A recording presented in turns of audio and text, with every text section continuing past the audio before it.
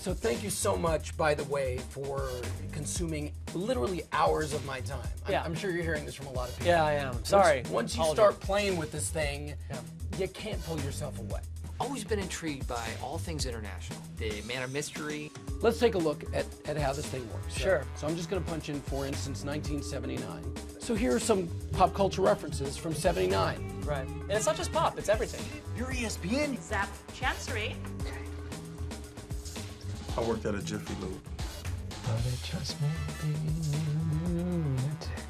Caligula and Emmanuel 2. 2 front row center to Paula Poundstone. C-SPAN. We're often compared to the Guardian Angels. The Warriors. Maybe it's China syndrome. So the idea is, as you point out in your tagline here, culture enriches everything. Yeah. But why did you do this? Well, I did it first of all because I've really never seen The Office before I did this, and I said if I'm gonna watch the show, I might as well turn it into a project. Live strong.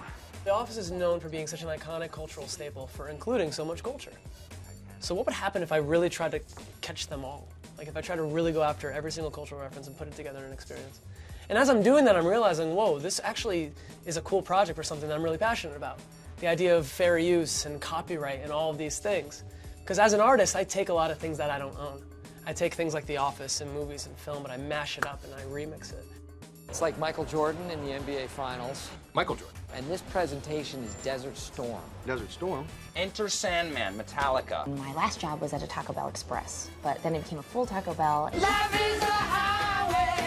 They call me Marky Mark around here. We are one funky bunch. I also saw a QuickTime movie. Not Commish style. Yeah. Is that White Diamonds by Elizabeth Taylor? If I can advocate for protection of artists to do this more often without fear of trouble, if I can advocate for that, then this is a great project that I can advocate for, because I'm taking all this culture and I'm turning it into something funny. I'm transforming it into a time machine. You think I'm the voice of the Taco Bell dog? I am one of the Men in Black guys. I used to work at Abercrombie. So how much do you love Lance Bass now? Turn off the Chumbawumba and scram. Think different. From Apple. That's Tina Fey from Saturday Night Live. I got Romy and Michelle's high school reunion. It has the USB port. Little Goodwill Hunting situation. Well, how do you like these apples? What are you, wicked smart?